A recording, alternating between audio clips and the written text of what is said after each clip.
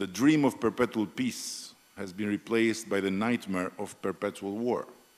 Instead of the bells of peace, we hear the drums of war.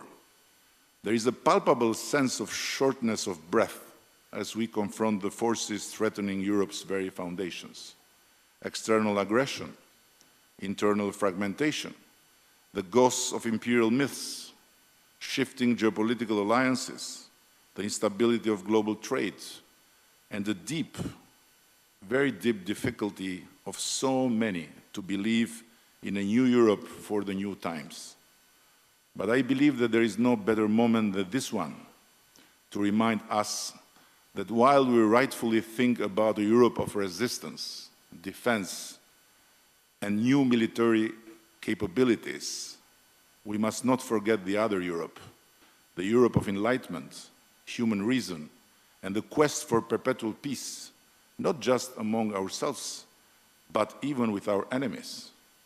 That Europe, which at a certain point gave birth to the most improbable political project in human history, the European Union, taught us that even former mortal enemies could come together, their wounds still fresh from the battle, and create a bond for life.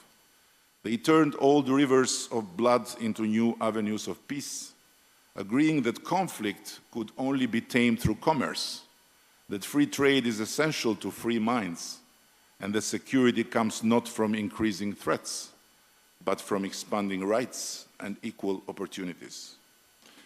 It was that Europe that taught us that in the midst of the most horrific conflicts, we must maintain some faith in the humanity of our enemies.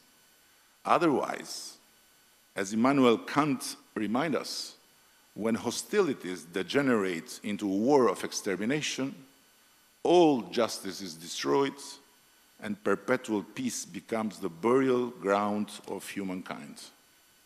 The enemies of peace should not drag us into the glorification of weapons.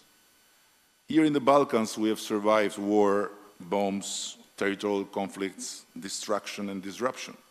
It happened in our lifetimes, not in some distant black and white documentary archive. And we have learned that peace has no competitors.